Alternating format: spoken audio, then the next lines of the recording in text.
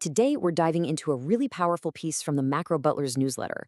It tackles a fascinating question. What if the biggest threat to any great power isn't an enemy army, but something happening right inside its own treasury? We're going to explore this idea of broken currency, a cycle that, as you'll see, repeats through history and can actually lead to regime change. We're always taught to think about history in terms of flags and armies, but this quote really gets to the heart of it. Empires march proudly, but they almost always trip over their own printing presses. The real killer, the argument goes, is so much quieter. It's not the enemy at the gates you need to worry about, it's the rot that starts inside your own money. All right, so let's start with this central idea. What's the link between a nation's power and the trust people have in its currency? As we're about to see, when that trust finally shatters, pretty much everything else follows. To really get why this is so critical, we have to step back and remember what money is. It isn't just paper or numbers on a screen. It's the lifeblood of an economy. Think of it as a social contract. It's how we trade, how we save for our future, and how we measure the value of everything. So if you corrupt the money, you're basically corrupting the entire language of the economy. Now, you might be thinking this is all a modern problem, right? Quantitative easing and all that, but it's not. In fact, what the Macro Butler lays out is a historical roadmap that is just shockingly consistent. We're not talking about a few isolated mistakes here and there. This seems to be a recurring feature of how governments operate. Let's go all the way back to ancient Rome. The denarius, that was the US dollar of its day, a solid, reliable silver coin. But as wars got bigger and the bureaucracy got more expensive, the emperors found a sneaky way to pay their bills. They just started putting less and less silver in each coin. You can literally see that decline right here. It was this slow, grinding process of destroying trust that took centuries, but in the end, it was absolutely fatal for the empire. So picture this. The government is messing with the currency, and prices start to soar. What's the predictable knee-jerk reaction every single time? Well, they don't fix the money, of course not. They try to outlaw the symptom, which is rising prices. And this is a perfect, if terrifying, example.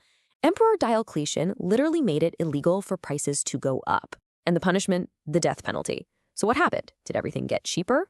No, everything just vanished. Farmers stopped growing food, merchants stopped selling goods, and the whole economy just shattered into a black market. Okay, let's jump forward about 1,500 years to revolutionary France. You've got a new government facing a very familiar problem, a mountain of debt. Their big idea? The assignat, a paper currency supposedly backed by land they'd seized from the church. But in reality, it was backed by little more than revolutionary hype and a printing press working overtime.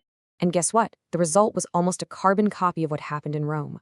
The currency became worthless, so they brought in price controls, the law of the maximum. And what followed? Empty shelves, social chaos that spiraled into the terror, and a nation so desperate that they turned to a strong man, Napoleon, who promised to bring back order, starting with, you guessed it, stable money. This pattern is just timeless. Look at this. On the left, you've got a woman in Weimar Germany using stacks of worthless cash just to start a fire. On the right, Venezuela's currency becoming completely meaningless. The technology changes, the flags change, but the basic physics of monetary collapse, they do not. Okay, so we've seen the pattern repeat itself over and over, but why does this happen? Let's dig into the actual mechanics of the collapse and try to understand why this cycle seems so darn inescapable once it gets going. That's the real question, isn't it? If this playbook has failed spectacularly every single time it's been tried throughout history, why do governments keep running it? What is the fatal flaw in this logic? Here's the thing. Prices aren't just numbers. They're information. They are signals. So when a government caps the price of bread, they're not just making it cheaper. They're sending a signal to the farmer that it's not worth growing wheat anymore, and a signal to the baker that it's not worth firing up the oven. You completely destroy the incentive to produce anything, which guarantees you're going to have shortages.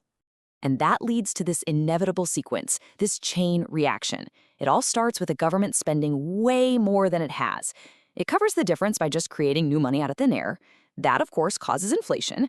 Then it tries to hide that inflation with price controls. The controls create shortages and make people furious. And that anger, that's what ultimately leads to a change in the regime. It's like a political death spiral powered by a monetary engine. Now, if you're sitting there thinking this is all just some morbid history lesson, well, think again. This is where the Macro Butler's analysis really pivots and gives a pretty stark warning about what's happening today. Just look at this comparison. We don't call it coin clipping anymore. We have a much fancier term, quantitative easing. We don't say debasement, we say liquidity provision. The jargon is way more sophisticated now, but the underlying action, creating currency without creating any real value, is exactly the same. The math has not changed one bit.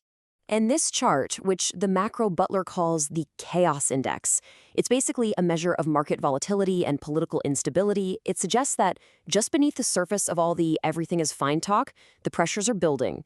It's just like it was in Rome or France. The system can look perfectly fine right up until the moment it isn't. Trust erodes quietly at first, and then all at once. So, with all that history in mind and looking at the warning signs today, the analysis turns to what is probably the most important question for all of us. What can you actually do to prepare? How do you navigate a potential currency regime change? This right here is probably the single most important strategic shift you have to make. In normal times, you're focused on growing your money. That's return on capital. But in times of monetary chaos, the game completely changes. The number one goal becomes just getting your capital back safely, return of capital. It's all about preservation, not speculation. So let's just quickly recap the big ideas here. First, empires rot from the inside out because of their currency. Second, and this is so important, the pattern of monetary failure always rhymes throughout history. Third, price controls aren't a solution. They're a public confession of failure. And finally, and this is critical, the first sign of collapse isn't riots. It's people quietly moving their wealth into things that are real. So the Macro Butler calls this strategy the Golden Lots playbook. What does that mean? Well, it means prioritizing real assets like physical gold and silver that can't just be printed away. It means avoiding paper promises like long-term government bonds, which become incredibly risky. It means embracing high-quality companies with low debt and strong cash flow. And maybe most of all, it means being prepared for a lot of volatility. And that really leaves us with the final and most critical question. This isn't just some abstract economic debate. It's a deeply personal one. When that unit of account that we all take for granted starts to break, what are you going to be holding? Look, this has been just a quick dive into a really deep and important topic. If you want to explore these strategies in a lot more detail, you can find much more from the Macro Butler at his website, themacrobutler.com, or you can contact his team directly at info@themacrobutler.com. Thanks for joining me.